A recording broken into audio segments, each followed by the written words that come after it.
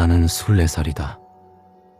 얼마 전 전역을 하고 부모님의 그늘을 벗어나고자 싸게 전세로 빌라에 입주했다. 부모님의 그늘을 벗어난다 했지만 결국은 부모님이 해주신 돈으로 들어왔다. 나의 꿈은 작가다. 추리소설 작가. 이 집은 오래된 빌라라서 여기저기 곰팡이도 쓸고 냄새도 많이 나지만 이런 곳일수록 영감이 떠오른다고 생각한다. 근데 얼마 전부터 굉장히 불편한 이웃이 생겼다. 내 옆집 남자. 내가 입주할 때는 젊은 남자밖에 없었는데 그 남자의 아버지가 출소 후 그 집으로 다시 돌아온 것이다. 동네 사람들, 특히 아랫집 아주머니는 집을 내놨다. 도대체 무슨 범죄자길래 집주인 아줌마한테 물어봐도 대답을 안 해준다. 그래서 같은 빌라에 사는 동대표 아주머니께 여쭤봤다. 총각, 괜찮아? 아니, 옆집 아저씨 무슨 일 때문에 빵에 갔다 온 거예요? 동네가 아주 난리예요. 글쎄, 사람을 죽였어. 아휴, 끔찍해라. 그것도 여고생을. 못된 짓까지 해서 그랬지. 못 살겠어, 정말. 정말 인간 같지 않은 놈이다. 근데 저런 놈이 어떻게 나온 건가? 인터넷에 검색해봤더니 기사가 있었다. 옆집 아저씨가 여고에 침입해서 야간 자율학습이 끝나고 나오던 여학생에게 온갖 몹쓸 짓을 했다는 사건이다. 그런데 옆집 아저씨는 술에 취해 있었고 심신미약으로 감형을 받아 12년만 살고 나왔다는 것이다. 살인도 고의가 아닌 여학생이 도망가다가 추락사해서 그것도 제대로 처벌을 안 받았다는 것이다. 나는 너무 열이 받았다. 더 중요한 사실은 아들이 고등학교 선생님인데 자신의 아들이 근무하던 학교 학생에게 그 짓거리를 한 미친놈인 것이다.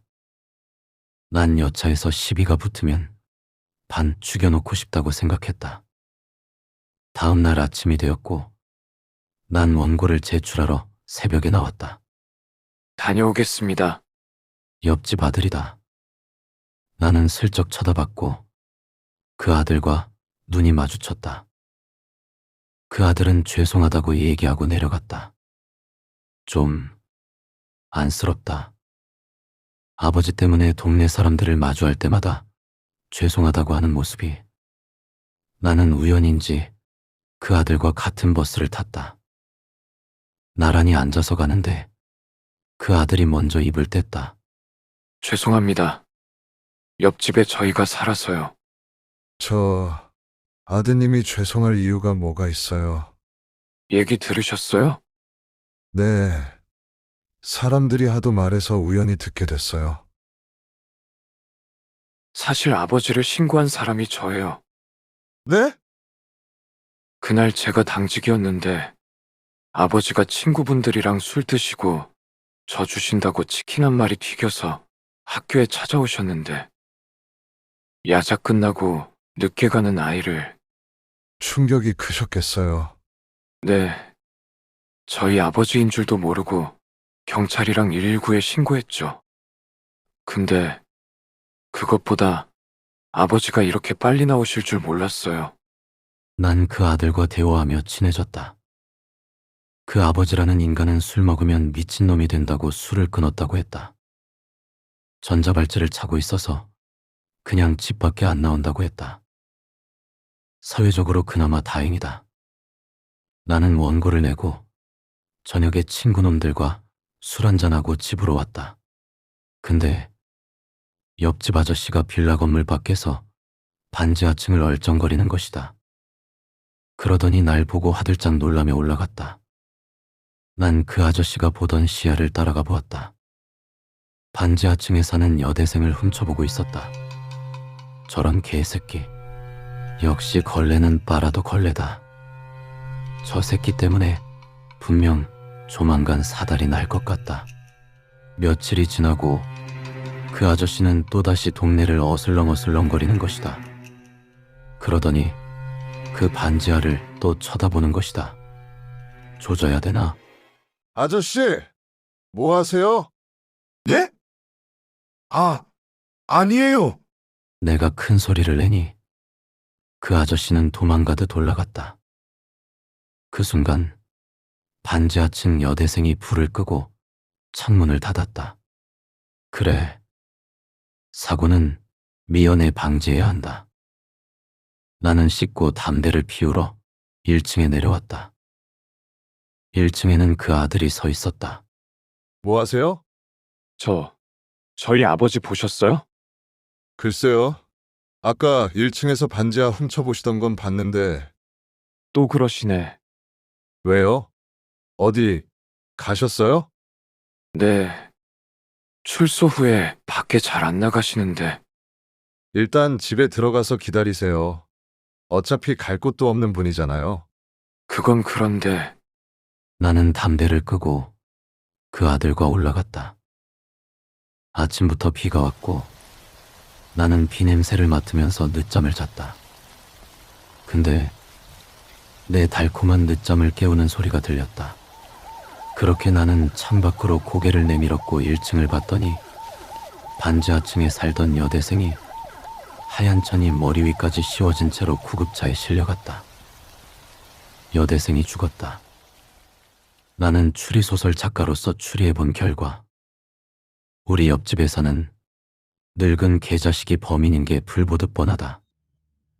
나는 경찰에 신고하기 전에 그 아들을 불렀다. 저기, 형님, 잠시 얘기 좀... 그 아들은 우리 집으로 들어왔다. 무슨 일 때문에? 어제 아버님, 몇 시에 들어왔어요? 저 들어오고 10분 정도 있다가 들어오셨어요. 나가신 이유는 아세요? 혹시 저희 아버지를... 아, 죄송해요. 의심이라기보단 확실한 게 좋잖아요. 그래서 죄송합니다. 저희 아버지 아니에요. 다신 그러지 않겠다고 저랑 약속했어요. 약속. 학교 선생이라 그런지 정말 세상 물정 너무 모른다. 그런데 아무리 범죄자라도 본인 아버지 욕하는 건 내가 선 넘었다. 나는 방에 들어와 머릿속으로 상황을 정리했고 결국 옆집 아저씨의 소행인 게 확실해졌다. 난 경찰에 연락했다. 수분 내로 경찰이 와서 그 아저씨를 체포했다.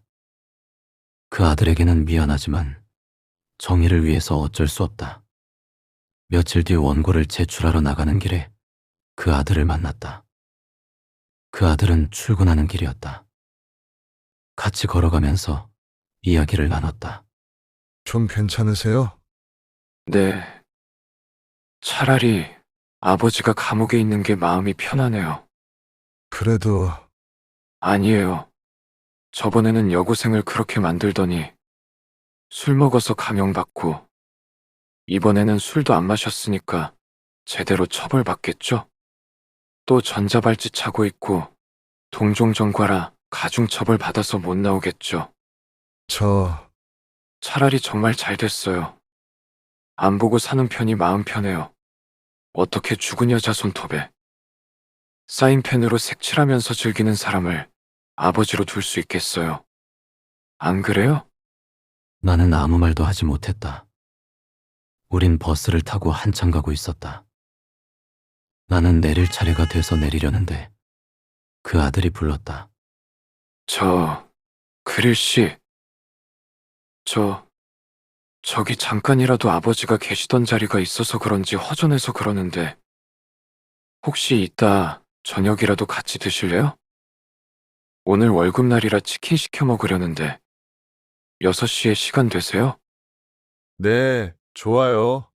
이따 6시에 집으로 갈게요. 나는 정의를 실현했다고 생각했지만 난 나름대로는 그 아들에게 안쓰러운 마음이 있었다. 원고를 제출하고 집에 돌아와 곧장 옆집으로 향했다. 그 아들은 나를 웃으며 반겨주었다. 옆집에 들어가는데 전화가 왔다.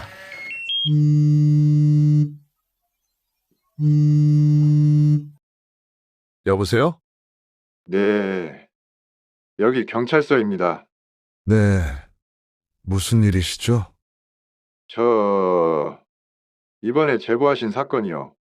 네. 그게, 그 남자가 지금 풀려날 수도 있어서, 네?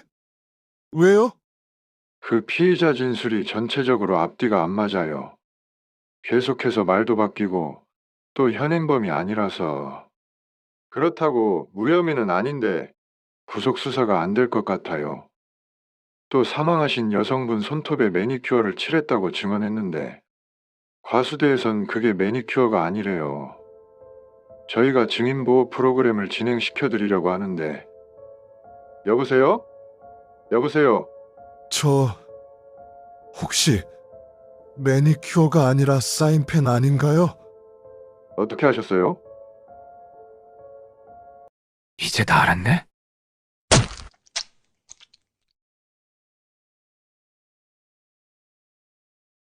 저 집이잖아. 선생 집. 그러게, 저 선생이 그럴 줄 누가 알았겠어. 그러니까 저번에도 아들이 저지른 범죄를 김 씨가 뒷수습하다가 누명 쓴 거라면서. 역시 겉모습 보고 판단하면 안 된다니까.